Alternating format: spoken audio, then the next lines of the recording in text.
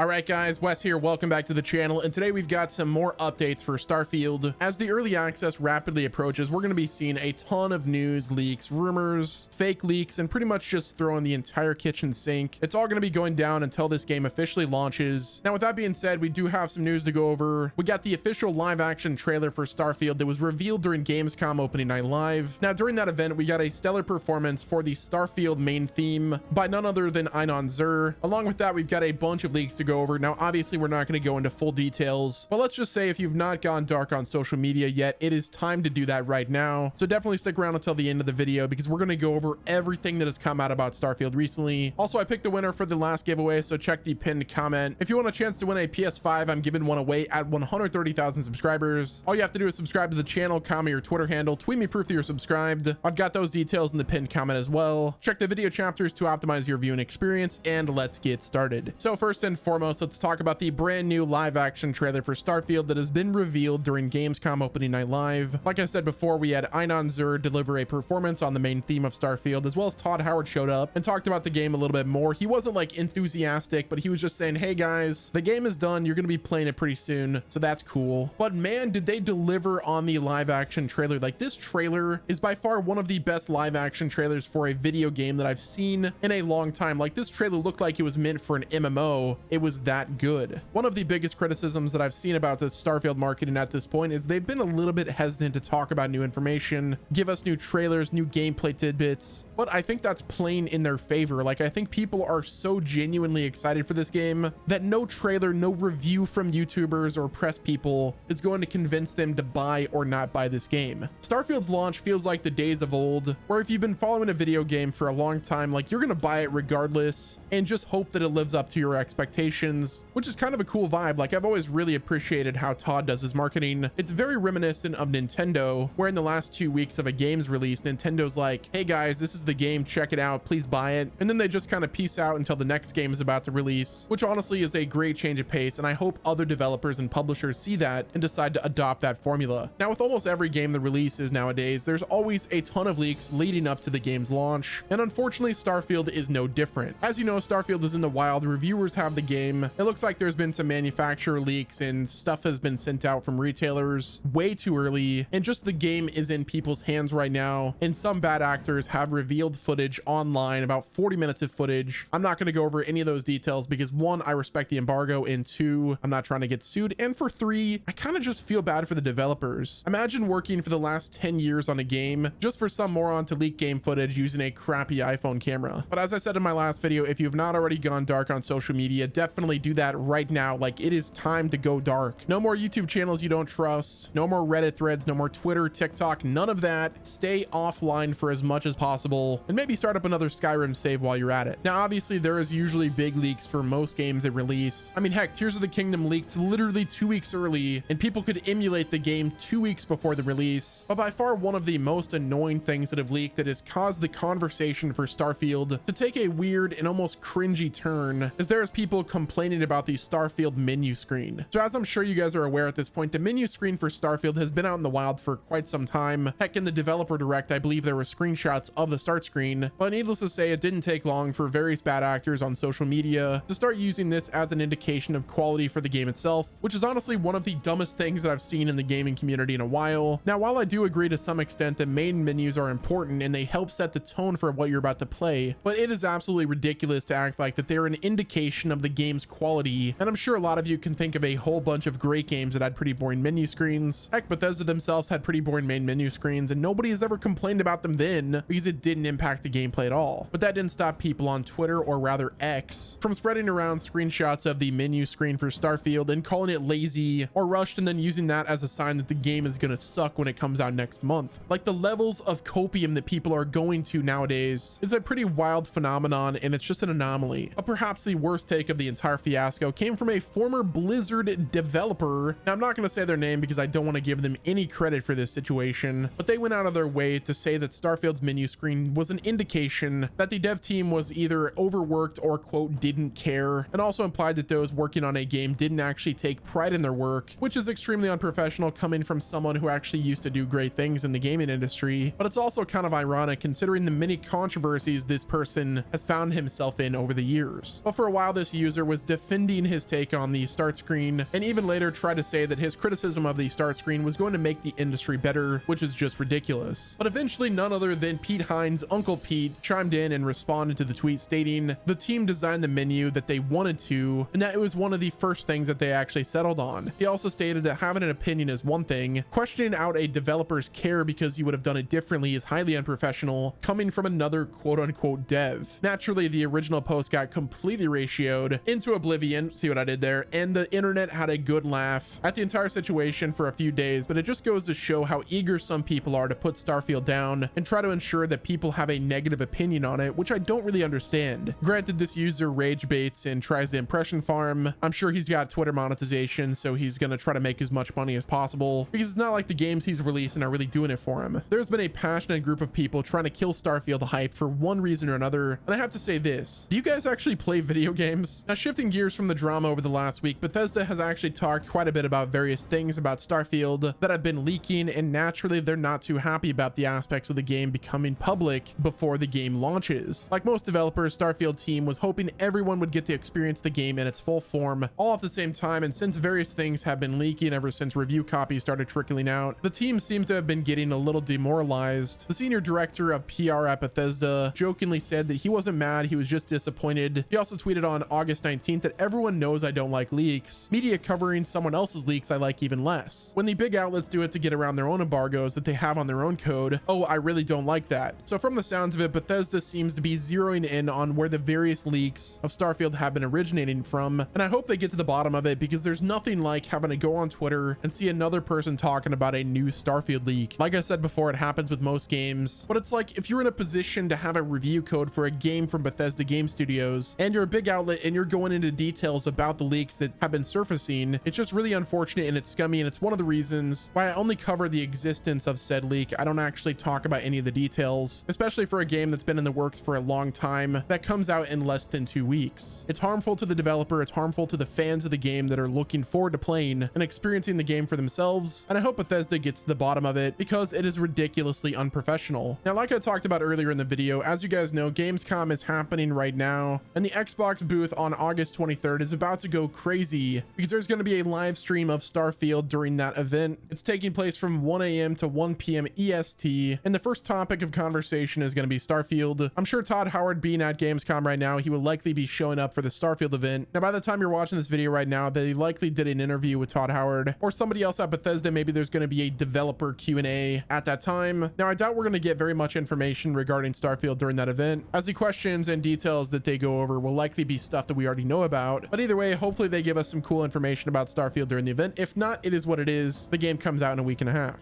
Now, the next reveal that we got for Starfield is actually in the form of a new Xbox console wrap that has the Starfield design. So if you guys have an Xbox Series X or you're getting one, well, lucky for you, there is an Xbox Series X console themed wrap for Starfield. In the announcement post, Xbox tweeted out, prepping for some space exploration. Well, it's time to suit up, announcing the Xbox Series X console wraps are here and are made to perfectly fit your console. The first custom wrap that they announced was the Starfield console wrap, and this thing looks incredible. I'm definitely going to be picking this up. It costs $49.99, so definitely get them while you can. They're likely going to be available for quite a while, so I'm sure there's not going to be any rush, but if you plan on getting one of these, you might want to do it just in case. But yeah, guys, that's going to wrap it up with this video. Let me know what your thoughts are on Starfield in the comment section below. Is there anything more that Bethesda could do, or even a reviewer could tell you before you buy this game? Or are you dead set with your pre-order? You've already purchased the game, you're getting it early access. Let me know down below. I'm curious to hear what you guys say. I know a lot of people have already got this game preloaded, and they're going to buy it regardless of what the reviews say and what different content creators like myself who are playing it early are going to tell you. Let me know down below. Also, guys, don't forget to enter the 130,000 subscriber PS5 giveaway. All of those details are in the pinned comment. Thanks so much for watching. This has been Wes, and I'll talk to you guys in the next video.